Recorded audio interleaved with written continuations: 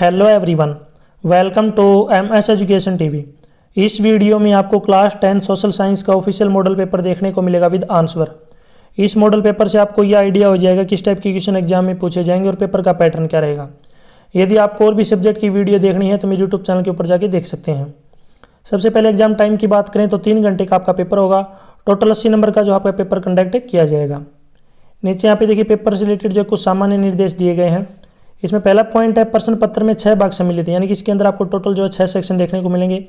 कै, ख, ग, घ, अड़ और च। नेक्स्ट पॉइंट देखिए जो सेकंड पॉइंट, इसमें जो भाग कै है इसमें आपको प्रश्न संख्या 1 से लेकर 20 तक बहुविकल्पीय प्रश्न है। प्रत्येक प्रश्न जो है 1 अंक का है, यानी कि भाग जो कै है सेक्शन ए है इसके अंदर आपको 1 से लेकर 20 तक जो है मल्टीपल चॉइस क्वेश्चन देखने को मिलेंगे। सभी क्वेश्चन 1-1 नंबर के रहेंगे। नेक्स्ट पॉइंट देखिए यहाँ पे जो भाग ख है इसमें प्रश्न संख्या 21 से लेकर 26 तक अति लघुतरात्मक प्रश्न दिए गए हैं। प्रत्येक प्रश्न 2 अंक का है। भाग ख के अंदर आपको जो 21 से लेकर 26 तक जो है 2-2 नंबर के क्वेश्चन देखने को मिलेंगे। नेक्स्ट देखिए यहाँ पे फोर्थ पॉइंट देखिए इसमें जो भाग ग है इसके अंदर प्रश्न 27 और 28 2 क्वेश्चन दिए गए हैं। और ये जो क्वेश्चन रहेंगे आपके केस स्टडी जो है बेस्ट टाइप के क्वेश्चन रहेंगे और ये क्वेश्चन आपके 4-4 नंबर के रहेंगे। ठीक है। नेक्स्ट पॉइंट है जो भाग ग है इसके अंदर प्रश्न संख्या 29 से लेकर 33 तक जो है लघु उत्तरात्मक प्रश्न दिए गए हैं। प्रत्येक प्रश्न जो है 3 अंक का है। 29 से लेकर 33 तक जो क्वेश्चन है आपके 3-3 नंबर के क्वेश्चन है। नेक्स्ट जो है भाग अड़ है इसके अंदर प्रश्न संख्या 34 से लेकर 37 तक निबंधात्मक प्रश्न दिए गए हैं। ये प्रश्न आपके 5-5 अंक के हैं और सभी प्रश्नों के अंदर आपको जो है आंतरिक विकल्प दिए गए हैं। आंतरिक विकल्प का मतलब होता है इंटरनल चॉइस। जैसे क्वेश्चन नंबर 34 दे दिया, उसमें आपको एक क्वेश्चन मिलेगा, उसी के एक और में एक और क्वेश्चन मिलेगा, दोनों में से एक कीजिए। इसी प्रकार जो क्वेश्चन नंबर 35 इसमें भी आपको एक क्वेश्चन मिलेगा, उसी के और में एक क्वेश्चन और मिलेगा, दोनों में से एक कीजिए। इसको बोलते हैं इंटरनल चॉइस। नेक्स्ट जो भाग च है इसके अंदर प्रश्न संख्या 38 दी गई है। ये जो है मानचित्र भरने से संबंधित है। मानचित्र पर अपना जो रोल नंबर जरूर लिखें, आपको उसके ऊपर जो है रोल नंबर लिखना जरूरी है। इसके अंदर आपको मैप के अंदर जो स्थान भरने हैं। सबसे पहले देखिए यहाँ पे जो भाग क, इस भाग में सभी प्रश्न 1-1 अंक के हैं। 1-1 अंक के जो है यहाँ पे आपको 20 क्वेश्चन देखने को मिलेंगे। टोटल जो नंबर हो जाएंगे भाग ए के, ये आपके जो है 20 हो जाए, जो है 20 नंबर का रहेगा। फर्स्ट क्वेश्चन है सरस्वती सिंधु सभ्यता की खुदाई किस वर्ष की गई थी? तो इसका राइट आंसर है 1921 और 22 में। नेक्स्ट क्वेश्चन है सरस्वती सिंधु सभ्यता के नगरों में क्या क्या विशेषताएं पाई जाती है? तो देखिए मेटल वाली सड़कें, ड्रेनेज और अन्न भंडारण, ये सभी जो है विशेषताएं थी सरस्वती सिंधु सभ्यता की। तो इसमें जो डी ऑप्शन ये अपना राइट हो जाएगा। ये सभी क्वेश्चन 1-1 नंबर के हैं। नेक्स्ट क्वेश्चन है मिस्र का राजा या शासक कहा जाता था, तो उसको क्या बोलते थे? फराओ। सी ऑप्शन राइट है। नेक्स्ट क्वेश्चन है लौह अयस्क निम्न में से किस प्रकार का संसाधन है? तो ये कैसा है? गैर नवीकरणीय। डी ऑप्शन इसमें राइट होगा। नेक्स्ट क्वेश्चन है सरदार सरोवर बांध किस नदी पर स्थित है? तो इसका राइट आंसर है नर्मदा नदी पर। बी ऑप्शन राइट है। क्वेश्चन नंबर 6 गोल्डन फाइबर किसे कहा जाता है? तो इसका राइट आंसर है जूट को। सी ऑप्शन राइट है। क्वेश्चन नंबर 7 श्रीलंका कब आज़ाद हुआ? तो इसका राइट आंसर है 1948 में। बी ऑप्शन इसका राइट होगा। नेक्स्ट क्वेश्चन नंबर 8 कौन सा देश होल्डिंग टुगेदर संघ है? तो इसका राइट आंसर है भारत। ए ऑप्शन इसमें राइट है। क्वेश्चन नंबर 9 भारत के किस क्षेत्र में प्रच्छन्न बेरोजगारी पाई जाती है? तो इसका राइट आंसर है कृषि। सी ऑप्शन इसका राइट होगा। ये जो क्वेश्चन 1-1 नंबर के हैं। क्वेश्चन नंबर 10 विश्व व्यापार संगठन की स्थापना कब हुई थी? तो इसका राइट आंसर है 1995 में। तो इसमें जो बी ऑप्शन है क्या हो जाएगा अपना राइट। आपको बताना है WTO की फुल फॉर्म क्या होती है, जिसको हिंदी में बोलते हैं विश्व व्यापार संगठन। ठीक है, इसको आपको बताना है WTO की इंग्लिश में फुल फॉर्म क्या होती है। जरूर मुझे कमेंट सेक्शन में बताएं। एक नॉर्मल सा क्वेश्चन आप सभी को आता होगा। नेक्स्ट देखिए यहाँ पे क्वेश्चन नंबर 11 हड़प्पा की खोज किसने की थी? तो इसका राइट आंसर है दयाराम साहनी ने। ए ऑप्शन इसका राइट। क्वेश्चन नंबर 12 वेद का अर्थ क्या है? तो इसका अर्थ होता है ज्ञान। बी ऑप्शन राइट, जिसको नॉलेज बोलते हैं। क्वेश्चन नंबर 13 इस्लाम की स्थापना किसने की थी? तो इसका राइट आंसर है महमूद ने। सी ऑप्शन राइट है। क्वेश्चन नंबर 14 सामाजिक अंतर किसमें अंतर के कारण उत्पन्न होता है? तो देखिए इसमें जो सामाजिक जो अंतर होता है ये जाति, धर्म और भाषा सभी के अंतर के कारण जो उत्पन्न होता है। तो इसमें जो डी ऑप्शन है अपना राइट हो जाएगा। नेक्स्ट क्वेश्चन है लोकतंत्र को बहाल करने के उद्देश्य से नेपाल में एक असाधारण लोकप्रिय आंदोलन देखा गया। तो कब देखा गया था? ये अप्रैल 2006 में। सी ऑप्शन इसका राइट है। नेक्स्ट क्वेश्चन देखिए चीन में केवल एक ही पार्टी का शासक करने की अनुमति है। तो इसका राइट आंसर क्या हो जाएगा यहाँ पे? Communist party. जो बी ऑप्शन ये अपना राइट है। नेक्स्ट क्वेश्चन है क्वेश्चन नंबर 17, द्विदलीय प्रणाली कहाँ विद्यमान है? तो इसका राइट आंसर है यूके और यूएसए और यूके में, बी ऑप्शन राइट है। नेक्स्ट क्वेश्चन, निम्नलिखित में से कौन सा देश कमिंग टुगेदर फेडरेशन का उदाहरण है? तो इसका राइट आंसर है यूएसए। नेक्स्ट देखिए यहाँ पे क्वेश्चन नंबर 19। देखिए क्वेश्चन नंबर 19 यहाँ पे दिया गया है कि सरकार किस क्षेत्र में अधिकांश संपत्तियों की मालिक है और वे सभी सेवाएं प्रदान करती हैं? तो इसका राइट आंसर क्या हो जाएगा यहाँ पे सार्वजनिक क्षेत्र, यानी कि जो बी ऑप्शन इसमें क्या होगा अपना राइट। नेक्स्ट है क्वेश्चन नंबर 20, उपभोक्ता संरक्षण अधिनियम किस वर्ष बनाया गया था? तो किस वर्ष बनाया गया था?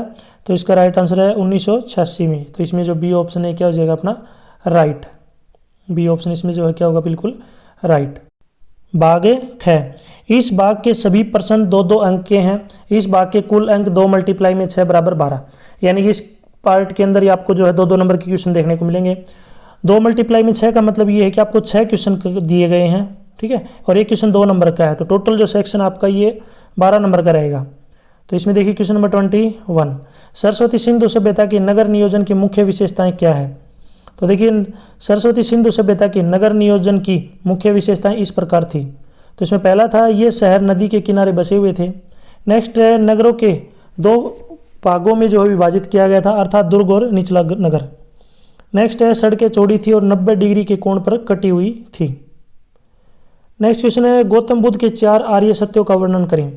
तो इसका आंसर है गौतम बुद्ध के 4 आर्य सत्य इस प्रकार हैं। तो इसमें सबसे पहला है देखिए दुख या पीड़ा, संसार में जीवन मरण लाभ हानि यश अपयश सब दुख दर्द हैं।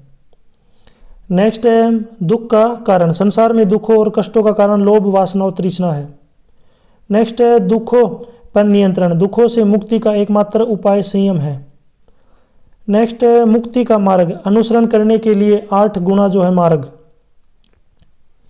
नेक्स्ट क्वेश्चन देखिए यहाँ पे पावर शेयरिंग क्या है? तो इसका आंसर है सत्ता के बंटवारे का अर्थ सरकार के अंगों जैसे विधायिका कार्यपालिका और न्यायपालिका के बीच शक्ति का वितरण है। सत्ता की साझेदारी राजनीतिक व्यवस्था की स्थिरता प्राप्त करने में मदद करती है। सत्ता साझाकरण में शक्ति को संघ राज्य और स्थानीय जैसे विभिन्न स्तरों पर भी जो है साझा किया जा सकता है।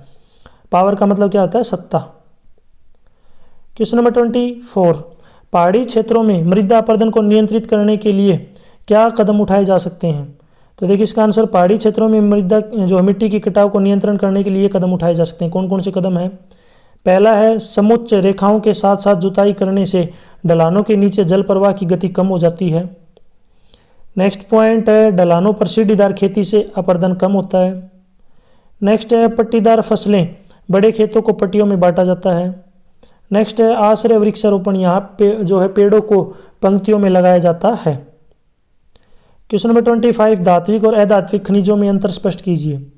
तो देखिए इसका आंसर है सबसे पहले बात कर लेते हैं यहाँ पे धात्विक खनिज। देखिए यहाँ पे गलती से था लिखा हुआ है, यहाँ पे क्या आएगा धात्विक आएगा, याद रखना।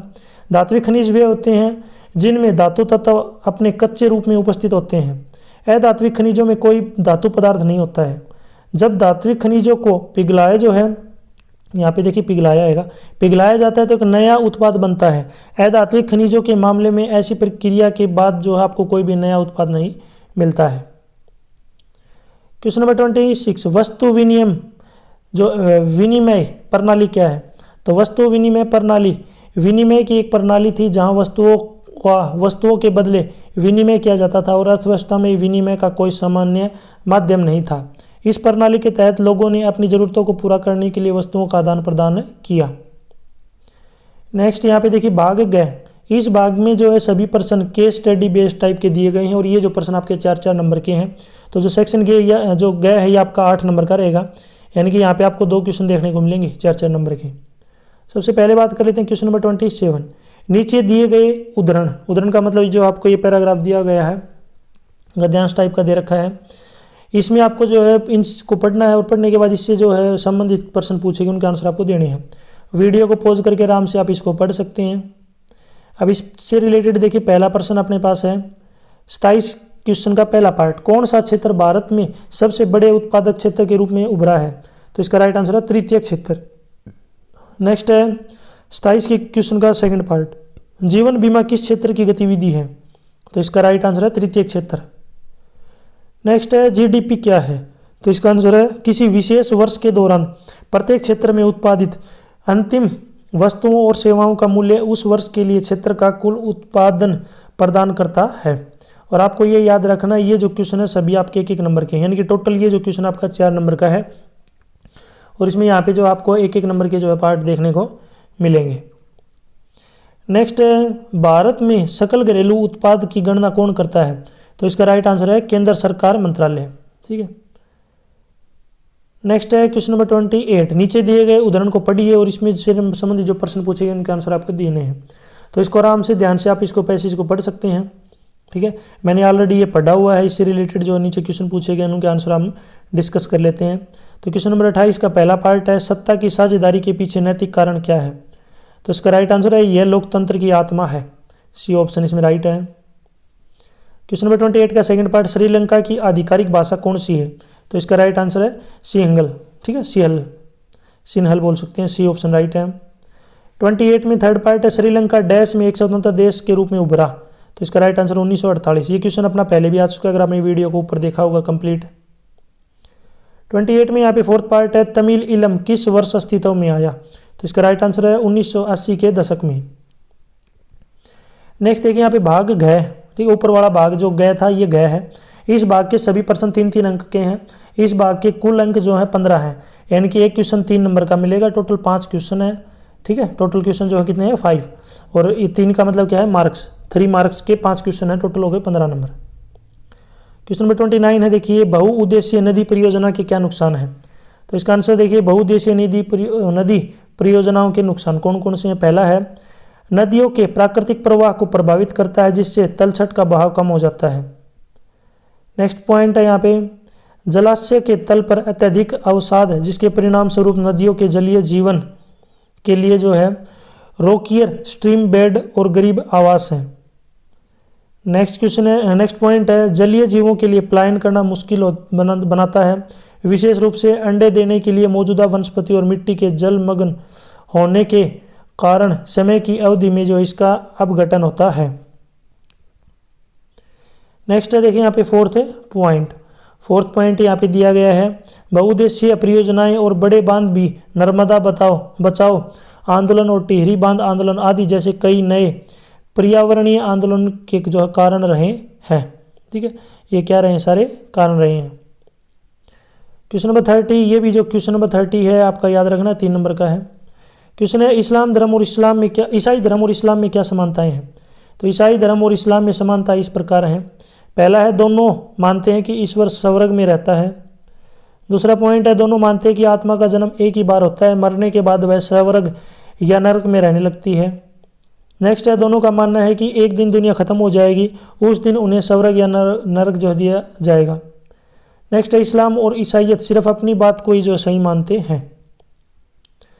क्वेश्चन नंबर 31, ये भी क्वेश्चन आपका 3 नंबर का है। 31 वाला क्वेश्चन देखिए यहाँ पे। क्वेश्चन है, संविधान संशोधन 1992 से पहले और बाद में स्थानीय स्वशासन के बीच किन्हीं 3 अंतरों को जो है बताएं। सबसे पहले बात कर लेते हैं 1992 से पहले। तो 1992 से पहले क्या था, यह सीधे राज्य सरकार के नियंत्रण में था। नेक्स्ट है, चुनाव नियमित रूप से नहीं होते थे। नेक्स्ट है, चुनावों को राज्य सरकारों द्वारा नियंत्रित किया जाता था। नेक्स्ट है, 1992 के बाद की बात करें यहाँ पे, तो इसमें पहला पॉइंट है, स्थानीय सरकारों को अपने दम पर कुछ कर वसूलने की जो है कुछ शक्तियाँ मिली, यानी कि वो कर वसूल सकते थे। नेक्स्ट पॉइंट है, हर 5 साल में नियमित चुनाव कराना अनिवार्य हो गया। नेक्स्ट है, कुल सीटों का 33% महिलाओं के लिए जो आरक्षित रखा गया था। क्वेश्चन नंबर 32 का जो क्वेश्चन ये भी आपका 3 नंबर का है। भारत से धन की निकासी से क्या समझते हैं, आप क्या समझते हैं, तो इसका आंसर है, भारत से इंग्लैंड को धन का हस्तांतरण जिसके लिए भारतीयों को कोई समानुपातिक आर्थिक प्रतिफल नहीं मिला, धन का अपवाह कहलाता है। प्लासी के युद्ध तक यूरोपीय व्यापारी भारतीय कपास और रेशम खरीदने के लिए भारत से सोना लाते थे। हालांकि बंगाल की विजय के बाद अंग्रेजों ने भारत में सोना लाना बंद कर दिया था। उन्होंने बंगाल के अधिशेष राजस्व से इंग्लैंड में अपने उद्योगों के लिए कच्चा माल खरीदना शुरू कर दिया। इस प्रकार भारत के कच्चे माल संसाधनों और धन को इंग्लैंड को जो लूटने की प्रक्रिया शुरू हो गई। नेक्स्ट है क्वेश्चन नंबर 33, ये भी आपका 3 नंबर का है। कृषि और उद्योग कैसे कैसे जो है कैसे साथ साथ चलते हैं, व्याख्या कीजिए। तो इसका आंसर है हाँ, कृषि और उद्योग साथ साथ चलते हैं और एक दूसरे के पूरक हैं। ये दोनों एक दूसरे के सामान की मांग बढ़ाते हैं और एक दूसरे के लिए बाजार का काम भी करते हैं। उदाहरण के लिए चीनी और कपड़ा जैसे कृषि आधारित उद्योग कच्चे माल के लिए कृषि पर निर्भर है। किसी खेत की खेती के लिए आवश्यक पीवीसी पाइप, उर्वरक, कीटनाशक और जो है उपकरण उद्योगों द्वारा निर्मित किए जाते हैं। ये उत्पाद किसानों की उत्पादकता बढ़ाने में मदद करते हैं। इस प्रकार यह कहा जा सकता है कि दोनों अपनी दक्षता बढ़ाने के लिए एक दूसरे पर निर्भर हैं। नेक्स्ट देखिए यहाँ पे भाग अड है। इस भाग में आपको जो है 5-5 नंबर के जो है क्वेश्चन देखने को मिलेंगे। टोटल 4 क्वेश्चन आपको मिलेंगे, यानी कि एक क्वेश्चन 5 नंबर का है, टोटल 4 क्वेश्चन है। तो ये जो हो गया आपका 20 नंबर का जो है आपका सेक्शन रहेगा। और इस सेक्शन की एक खास बात है, इसमें आपको जो क्वेश्चन है अथवा में देखने को मिलेंगे, यानी कि जो है यहाँ पे आपको इंटरनल चॉइस देखने को मिलेगी। क्वेश्चन नंबर 34 5 नंबर का क्वेश्चन है। क्वेश्चन है वैश्वीकरण को परिभाषित करें, भारत पर इसके अच्छे प्रभाव क्या हैं। तो इसका आंसर है इसे वस्तुओं और सेवाओं की आवाजाही, सीमा पार व्यापार आदि के माध्यम से वैश्विक अर्थव्यवस्थाओं के एकीकरण के रूप में परिभाषित किया गया है। भारतीय अर्थव्यवस्था पर वैश्वीकरण के सकारात्मक प्रभाव कौन कौन से हैं। पहला है विकास के सभी क्षेत्रों में देश में विदेशी निवेश की वृद्धि बहुत अधिक है। दूसरा है सामाजिक, मौद्रिक, सांस्कृतिक और राजनीतिक क्षेत्र भी जबरदस्त प्रभाव पड़ता है। नेक्स्ट है परिवहन और सूचना प्रौद्योगिकी में सुधार के कारण वैश्वीकरण ने एक लंबी छलांग लगाई है। नेक्स्ट पॉइंट है विशेष आर्थिक क्षेत्र के अवसर के साथ नई नौकरियों के अवसरों की संख्या में वृद्धि हुई है। नेक्स्ट है एक विदेशी कंपनी द्वारा प्रदान किए जाने वाले कौशल और ज्ञान के कारण भारतीय कंपनियां मुआवजे में वृद्धि कर रही है, जो है प्रत्यक्ष रूप से वैश्वीकरण पर सकारात्मक प्रभाव डालता है। नेक्स्ट पॉइंट है भारतीय अर्थव्यवस्था और व्यक्ति के जीवन स्तर में वृद्धि हुई है। इसी के अथवा में यहाँ पे एक क्वेश्चन और दिया गया, दोनों में से आपको एक करना है। ये भी आपका जो क्वेश्चन है 5 नंबर का रहेगा। क्वेश्चन है उपभोक्ता संरक्षण अधिनियम 1986 के अधीन उपभोक्ताओं के अधिकारों की व्याख्या कीजिए। कौन कौन से अधिकार हैं। तो देखिए उपभोक्ता संरक्षण अधिनियम 1986 वस्तुओं या सेवाओं में कमियों और दोषों के विरुद्ध उपभोक्ताओं के हितों को बढ़ावा देने और उनकी रक्षा करने का प्रयास करता है। यह अनुचित या प्रतिबंधात्मक व्यापार प्रथाओं के विरुद्ध उपभोक्ता के अधिकारों को सुरक्षित करने का भी जो प्रयास करता है। नेक्स्ट अगर हम बात करें यहाँ पे देखिए उपभोक्ता के अधिकार कौन कौन से हैं। तो इसमें पहला अधिकार है यहाँ पे सुरक्षा का अधिकार। खरीदने से पहले उपभोक्ता सामान की गुणवत्ता और गारंटी पर जोर दे सकता है। उन्हें आदर्श रूप से ISI या एग मार्क जैसे प्रमाणित उत्पाद खरीदना चाहिए। नेक्स्ट है चुनने का अधिकार। उपभोक्ता को विभिन्न प्रकार की वस्तुओं में से और प्रतिस्पर्धी मूल्य में चुनने का अधिकार होना चाहिए। नेक्स्ट है सूचित किए जाने का अधिकार। खरीदारों को उत्पाद के सभी आवश्यक विवरणों के बारे में सूचित किया जाना चाहिए। उन्हें कार्यवार बनाना चाहिए और खरीदारी के निर्णय को जो बदलना चाहिए। नेक्स्ट है उपभोक्ता शिक्षा का अधिकार। उपभोक्ता को अपने अधिकारों के प्रति जागरूक होना चाहिए और शोषण से बचना चाहिए। अज्ञानता उन्हें अधिक महंगी पड़ सकती है। नेक्स्ट है सुने जाने का अधिकार। इसका मतलब है कि उपभोक्ता को उचित मंच पर अपनी शिकायत व्यक्त करने के लिए उचित जो ध्यान मिलेगा। नेक्स्ट पॉइंट है यहाँ पे मुआवजा मांगने का अधिकार। यह परिभाषित करता है कि उपभोक्ता के पास अनुचित और अमानवीय प्रथाओं या उपभोक्ता के शोषण के खिलाफ निवारण का अधिकार है। नेक्स्ट देखिए यहाँ पे क्वेश्चन नंबर 35, ये भी आपका जो 5 नंबर का रहेगा। क्वेश्चन है कि वर्णन करें कि समुदायों ने भारत में वनों और वन्य जीव को कैसे संरक्षित और संरक्षित किया है। यहाँ पे आएगा सुरक्षित और संरक्षित, ठीक है, किस प्रकार किया है। तो इसका आंसर है भारत में कुछ पारंपरिक समुदायों के घर हैं। पहला पॉइंट है अपनी दीर्घकालिक आजीविका को सुरक्षित करने के लिए स्थानीय समुदाय अपने आवासों की रक्षा के लिए संघर्ष कर रहे हैं। दूसरा है वन्य जीव संरक्षण अधिनियम का हवाला देकर ग्रामीणों ने सरिस्का टाइगर रिजर्व में खनन के खिलाफ लड़ाई लड़ी है। नेक्स्ट है हिमालय में प्रसिद्ध चिपको आंदोलन के माध्यम से स्वदेशी प्रजातियों के साथ वनीकरण किया गया था। समुदाय कुछ स्थानों पर वनों की कटाई का विरोध करने में कामयाब रहा। नेक्स्ट पॉइंट है राजस्थान राज्य अलवर में 5 गांवों के निवासियों द्वारा 1200 हेक्टेयर वन को भैरवदेव डाकव सेंचुरी घोषित किया गया है। वे अपने स्वयं के नियमों और विनियमों के साथ किसी भी बाहरी अतिक्रमण से वन्य जीवों की रक्षा करते हैं। वे जानवरों के शिकार की जो अनुमति नहीं देते हैं। नेक्स्ट है टिहरी और नवधान्य में बीज बचाओ आंदोलन जैसे किसानों और नागरिक समूहों द्वारा सिंथेटिक रसायनों के उपयोग से बचकर विविध फसल उत्पादन हासिल किया गया। नेक्स्ट है संयुक्त वन प्रबंधन कार्यक्रम के माध्यम से स्थानीय समुदायों की भागीदारी के माध्यम से बिगड़े हुए जंगलों को बहाल और प्रतिबंधित किया गया। नेक्स्ट है संयुक्त वन प्रबंधन के लिए पहला प्रस्ताव ओडिशा द्वारा पारित किया गया। 1988 में यह कार्यक्रम अस्तित्व में है। नेक्स्ट है JFM के अनुसार स्थानीय ग्रामीण संस्थानों का गठन बिगड़े हुए जंगलों में वन विभाग द्वारा प्रतिबंधित सुरक्षा गतिविधियों को करने के लिए किया जाता है। इसी के अर्थवा में देखिए क्वेश्चन और दिया गया है। क्वेश्चन है देखिए यहाँ पे दोनों में से आपको एक करना है, ये भी आपका 5 नंबर का है। भारत में चावल के उत्पादन के लिए आवश्यक भौगोलिक एवं जलवायु दशाओं का वर्णन कीजिए, इसके वितरण के भी जो वर्णन कीजिए। तो देखिए इसका आंसर है चावल का वैज्ञानिक नाम ओराइडा यानी कि ओराइडा स्टेवा है। इसे धान कहते हैं। चावल का प्रमुख पोषक तत्व कार्बोहाइड्रेट है। चावल दुनिया के सभी हिस्सों में मुख्य खाद्य फसल है और भोजन में महत्वपूर्ण घटक है। चावल और उसके उत्पादों का जो है अलग महत्व है। ठीक है। चावल की वृद्धि के लिए आवश्यक जलवायु, इसके लिए देखिए कौन कौन सी जलवायु है। तो इसमें पहला है यह खरीफ फसल है जिसके लिए उच्च तापमान 25 डिग्री सेल्सियस से ऊपर की आवश्यकता है।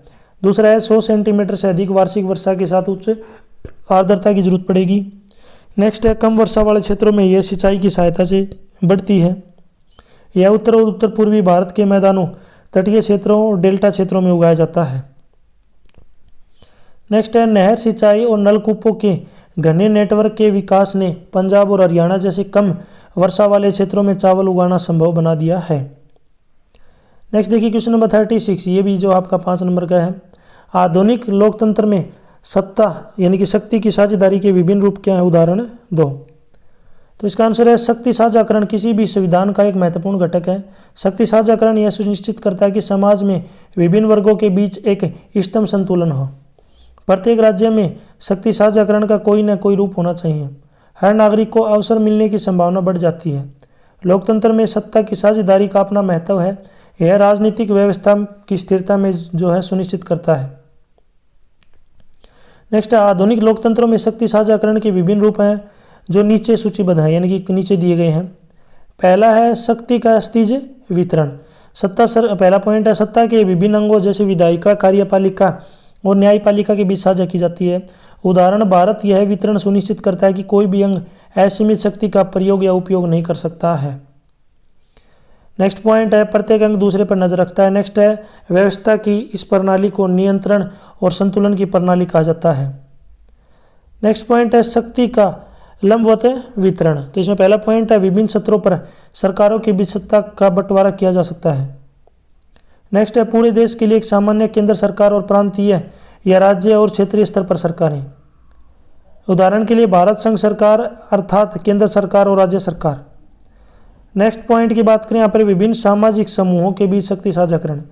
इसे विभिन्न सामाजिक समूहों के बीच शक्ति साझा करके लोकतांत्रिक और सत्ता प्रणालियों में भागीदारी बढ़ाकर प्राप्त किया जा सकता है।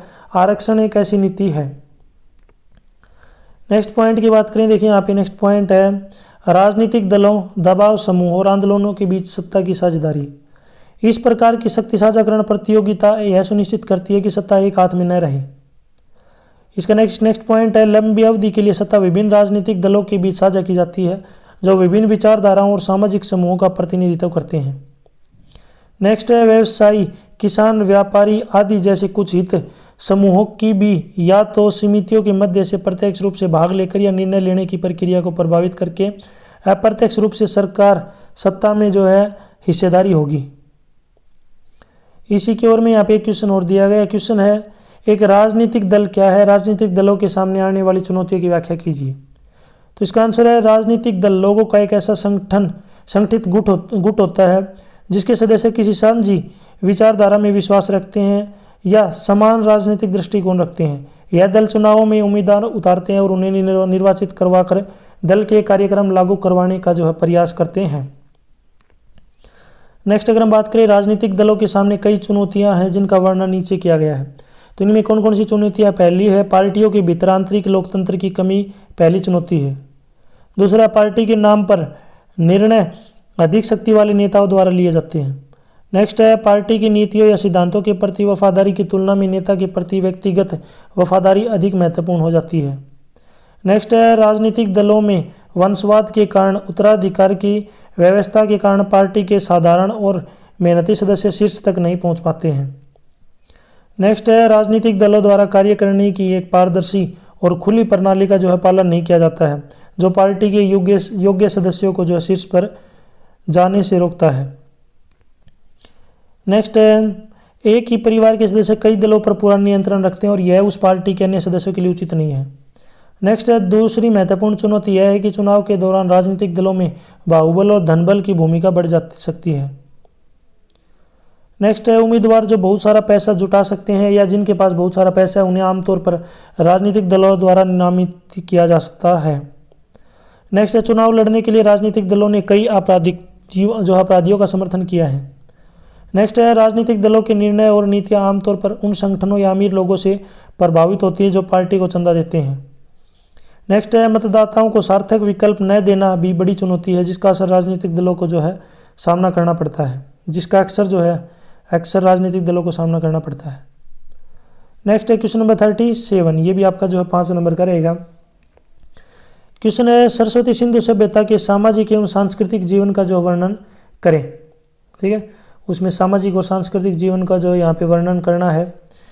आंसर है सिंधु घाटी के लोगों का सामाजिक जीवन काफ़ी व्यवस्थित और समृद्ध था। इस सभ्यता के लोग शांति प्रिय थे। समाज मुख्यतः मातृसत्तात्मक था। लोगों के बीच मजबूत पारिवारिक संगठन थे। सामाजिक मनोरंजन में जंगली जानवरों का शिकार, सांडों की लड़ाई, मछली पकड़ना और क्ले मॉडलिंग शामिल थे। नेक्स्ट है देखिए इनका अगर खाने की बात करें तो पहला पॉइंट है खाना। मुख्य रूप से शहरों से भोजन की आपूर्ति की जाती थी। चावल शायद सिंधु घाटी में उगाया जाता था। मटर, तिल जैसी जो है सब्जियां और खजूर जैसे फल सभ्यता के मुख्य भोजन का हिस्सा थे। खपत किए जाने वाले अन्य महत्वपूर्ण खाद्य पदार्थ गेहूं, जौ, चावल, दूध और अन्य थे।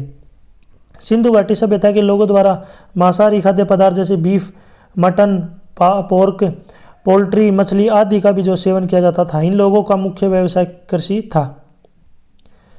नेक्स्ट पॉइंट है मिट्टी के बर्तन। अधिकांश घरेलू सामानों में मिट्टी के बर्तनों या धातुओं जैसे तांबे और कांसे का उपयोग किया जाता था। मिट्टी के बर्तनों की कला सभ्यता के लोगों द्वारा अच्छी तरह से जानी और सीखी गई थी और इसने मोहनजोदड़ो में उत्कृष्टता प्राप्त की। नेक्स्ट बात करें यहाँ पे कपड़े, तो उपयोग की जाने वाली सबसे आम सामग्री सूती कपड़े थी, लेकिन ऊन का भी इस्तेमाल किया गया था। सिंधु घाटी के लोगों का पहनावा सादा होता था। पुरुषों ने शॉल और आधुनिक धोती पहनी थी। महिलाओं ने पारंपरिक धोती, कुर्ता या साड़ी पहनी थी। नेक्स्ट पॉइंट है आभूषण। तो सिंधु घाटी सभ्यता के लोग गहनों के बहुत शौकीन थे। सभी वर्गों के नर या मादा हार, बाजूबंद, अंगुलियों में अंगूठियां और चूड़ियां पहनते थे। नाक में के स्टड, झुमके और पायल का इस्तेमाल केवल महिलाओं द्वारा किया जाता था। इन गहनों के आकार और डिजाइन में काफ़ी विभिन्नता थी। धनी लोग सोने, चांदी, हाथी दांत के आभूषण बनाते थे। लोग सौंदर्य प्रसाधन की कला में पारंगत थे। सिंधु घाटी के लोग सोना, चांदी, तांबा, टीन, शीशा और कांसे का जो उपयोग जानते थे।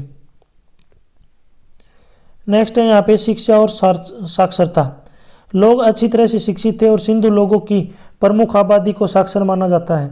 लोग साहित्य, कला, संगीत के अच्छे जानकार थे। सभ्यता की जल निकासी प्रणाली इसकी स्वच्छता और सार्वजनिक स्वच्छता की बात करती है। इसी के ओर में देखिए क्वेश्चन और दिया गया, दोनों में से आपको एक करना है। ये जो क्वेश्चन है ये भी आपका 5 नंबर का है। क्वेश्चन है सरस्वती सभ्यता के पतन के कारणों का विस्तृत से समझाइए। यानी कि इसकी जो सभ्यता है ये खत्म हुई थी, इसके क्या कारण थे ये आपको बताना है। तो देखिए क्वेश्चन, इसका आंसर है सरस्वती सिंधु सभ्यता के पतन के निम्नलिखित कारण थे। तो इसमें पहला कारण था प्रशासनिक स्थिरता। ठीक है, इसमें जो पहला कारण था ये था प्रशासनिक स्थिरता।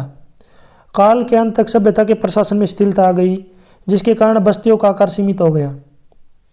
दूसरा है बाढ़। मोहनजोदड़ो, चोन्हाडो और लोथल की खुदाई के बाढ़ के प्रमाण मिले हैं। नेक्स्ट पॉइंट है जलवायु परिवर्तन। जलवायु परिवर्तन भी इस सभ्यता के पंत का मुख्य कारण है, पतन का। नेक्स्ट पॉइंट है यहाँ पे देखिए, नेक्स्ट पॉइंट की बात करते हैं महामारी। मोहनजोदड़ो से प्राप्त 42 मानव कंकालों के अध्ययन से पता चला है कि इनमें से 41 व्यक्तियों की मृत्यु मलेरिया आदि महामारियों के कारण हुई थी। नेक्स्ट पॉइंट है विदेश व्यापार में बाधाएं। सभ्यता के विदेशी व्यापार में कमी आने लगी, जिससे आर्थिक जो है स्थिति कमजोर होने लगी। नेक्स्ट यहाँ पे देखिए भाग 6, इसमें जो प्रश्न संख्या 38 दी गई है, जिसमें मानचित्र आपको भरना है। ये भाग जो है 5 नंबर का है, यानी कि पहला जो पार्ट है ना ऊपर वाला ये 2 नंबर का है, नीचे वाला आपका 3 नंबर का है। तो सबसे पहले अगर हम बात करें तो विश्व में दिए गए रूपरेखा मानचित्र की 2 साम्राज्यवादी देशों को दर्शाइए। तो 2 साम्राज्यवादी देशों में इंग्लैंड और फ्रांस। यहाँ पे जो वर्ल्ड का जो मैप है यहाँ पे नहीं दिखाया गया। वैसे थोड़ा वर्ल्ड के मैप में जो है इनको समझाना आपके लिए थोड़ा मुश्किल हो जाता है, तो मैं आपको वेबसाइट के ऊपर अपलोड कर दूंगा, वहाँ पे आपको जो है इसको देख सकते हैं। ठीक है। नेक्स्ट अगर हम बात करें यहाँ पे सेकंड पॉइंट है, भारत में दिए गए रूपरेखा मानचित्र में निम्नलिखित को दर्शाएं। तो बाखड़ा नंगल बांध, कोचिन बंदरगाह और भिलाई लोहा इस्पात संयंत्र। ठीक है। तो ये जो है हमें दिखाने हैं कहाँ पे है। तो अगर सबसे पहले बाखड़ा नंगल बांध ये जो है पंजाब में है। यहाँ पे अब वैसे ये पंजाब और जो हिमाचल प्रदेश है इसके बॉर्डर के ऊपर है, तो ब्रैकेट में यहाँ पे लिख रखा है पंजाब। नेक्स्ट जो पॉइंट की बात करें, भिलाई लोहा इस्पात संयंत्र, ये आपका छत्तीसगढ़ में है। यहाँ पे मैंने आपको दिखाया भी रखा है। ठीक है। ये जो आपको डायरेक्ट बिंदु दिख रहा है ना, यहाँ पे बाखड़ा नंगल बांध है। भिलाई संयंत्र केंद्र यहाँ पे आप देखते हैं, इधर जो है थोड़ा सा पॉइंट है। नेक्स्ट है कोचिन बंदरगाह। कोचिन बंदरगाह ये आपका केरल में है, यहाँ पे नीचे जो है दिखाया गया है। तो यहाँ तक जो वीडियो अपनी कंप्लीट हो चुकी है। वीडियो अच्छी लगी तो उसको लाइक करें, अपने दोस्तों के साथ इसको जरूर शेयर करें। यदि आपको और भी वीडियो देखनी है तो मेरे यूट्यूब चैनल के ऊपर जाके देख सकते हैं। यदि आपको PDF डाउनलोड करनी है तो डायरेक्ट गूगल के ऊपर टाइप कर सकते हैं www.mseducationtv.com। यदि आप मुझे फेसबुक, इंस्टाग्राम और टेलीग्राम पे फॉलो करना चाहते हैं तो इसी वीडियो के डिस्क्रिप्शन में आपको लिंक मिल जाएगा, वहाँ से आप मुझे डायरेक्ट फॉलो कर सकते हैं। Thanks for watching.